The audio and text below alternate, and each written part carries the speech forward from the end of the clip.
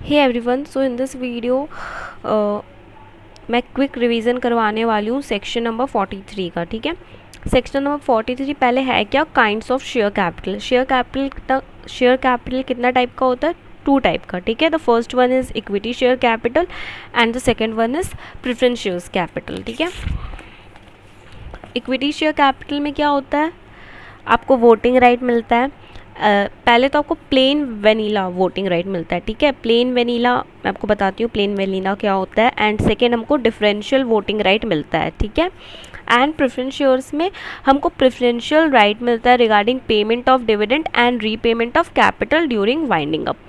Payment of dividend मतलब पहले जो भी प्रॉफिट होगा सबसे पहले डिविडेंड किसको मिलेगा?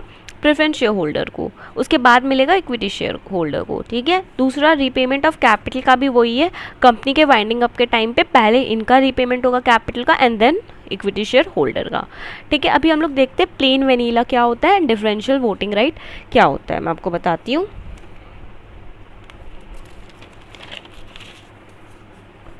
ये देखो, मान लो किसी शेयर होल्डर के पास है 10 शेयर्स। ठीक है, तो प्लेन वेनीला क्या हो गया कि आपके पास 10 शेयर्स है तो आपके पास 10 वोटिंग राइट है। ठीक है, आपके पास 10 शेयर्स है तो आपके पास 10 वोटिंग राइट है। डेट मीन्स कितना शेयर्स है उसके हिसाब से आपका वोटिंग राइट है। ठीक है, एंड डिफरेंशियल राइट मतलब क्या हुआ कि आपके पास 10 शेयर्स है लेकिन आपके पास सिर्फ 5 वोटिंग राइट है। ठीक है, मतलब जितना शेयर्स है उससे कम वोटिंग राइट होना। ठीक है, that is differential voting right. इधर वही है, प्लेन वेनीला और डिफरेंशियल वोटिंग राइट के बारे में है। बस बताया है कि इक्विटी शेयर आपका 2 टाइप का होता है, एक वोटिंग राइट प्लेन वेनीला वाला, सेकेंडली डिफरेंशियल राइट वाला। ठीक है, अभी अगर आप डिफरेंशियल राइट वाले इक्विटी शेयर को इशू करना चाहते हो तो आपको ये सब कंडीशन को फुलफिल करना होगा। सबसे पहले आपका एओए ऑथराइज करना चाहिए कि हाँ, एओए बोलना चाहिए ठीक है डिफरेंशियल वोटिंग राइट वाला शेयर्स इशू किया जा सकता है। सेकेंडली आपको ऑर्डिनरी रिजोल्यूशन पास करना पड़ेगा अपने जनरल मीटिंग में पोस्टल वॉलेट के थ्रू।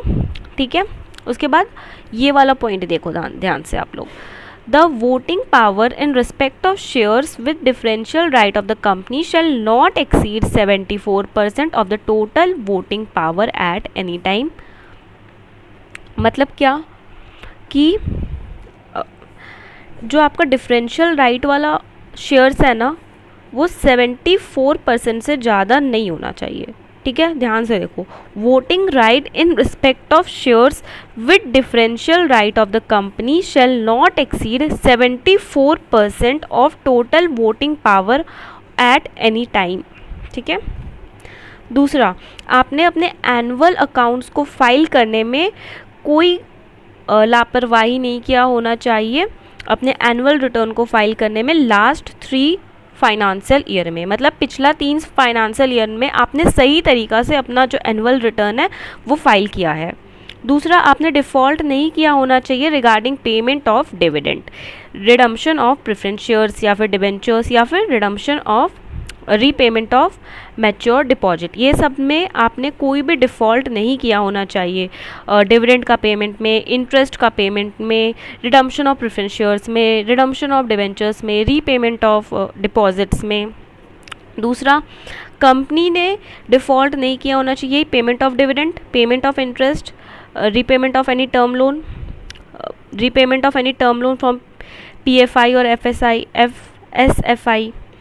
फिर स्टैट्यूटरी ड्यूज़ टू एम्प्लॉय का स्टैट्यूटरी ड्यूज़ को भी आपने सही से पे किया हो। उसके बाद आईईपीएफ फंड होता है ना हमारा, ये वाला मैं आपको चैप्टर 8 में करवाई हूँ डिटेल में, आप लोग वो वीडियो देख लेना।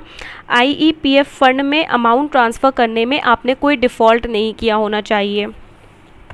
उसके बाद कंपनी को कोई भी पेनल्टी नहीं लगा हो आरबीआई एक्ट के अंडर में या फिर सेबी एक्ट के अंदर में या फिर सिक्योरिटी कॉन्ट्रैक्ट रेगुलेशन एक्ट के अंडर में, फेमा एक्ट के अंदर में, या कोई भी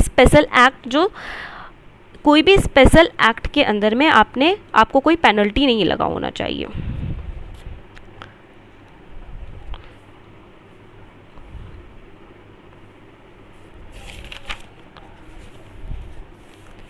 प्रोहिबिशन ऑन, ओके, मान लो वो प्लेन वेनीला वाला आपका इक्विटी शेयर है, आप लोग चाहते हो उसको डिफरेंशियल राइट वाले में कन्वर्ट करना, तो ये अलाउ नहीं है, एंड वाइस वर्सा। मतलब डिफरेंशियल राइट वाले को भी आप प्लेन वेनीला में कन्वर्ट नहीं कर सकते हो, प्लेन वेनीला वालों को भी आप डिफरेंशियल राइट वालों में कन्वर्ट नहीं कर सकते हो, ठीक है। Disclosure in board report, BOD to disclose the specific particulars in board report for financial year in which the issue of shares with differential right are completed. Okay, आप boards को ना BOD को यानी कि बोर्ड ऑफ डायरेक्टर को अपने board report में बताना होगा कि इस साल आपने डिफरेंशियल राइट वाले शेयर्स को इशू किया है, ठीक है। Right to holder of equity share, देखो डिफरेंशियल राइट वालों के पास ना जो आपका वोटिंग राइट में जो अंतर है बस वही अंतर है, बाकी सब कुछ दूसरे प्लेन वेनीला वाले से सिमिलर होगा, बाकी सारा राइट प्लेन वेनीला वालों से सिमिलर होगा आपका, बस आपको वोटिंग राइट में आपका थोड़ा अलग होगा, ठीक है। The holder of the equity share with differential right shall enjoy all other right such as bonus shares, right shares which the holder of equity shares are entitled to, ठीक है। और ये सारा कुछ आपको जो डिफरेंशियल राइट वाले shares है उसका भी रजिस्टर ऑफ मेंबर में नाम लिखेगा। बस इतना ही था आपका सेक्शन नंबर 43। आई होप आपको समझ में आया हो, अगर समझ आया तो प्लीज़ मेक श्योर कि आप लोग मेरे चैनल को सब्सक्राइब करो एंड वीडियो को लाइक करो। That's it for this video guys, bye bye.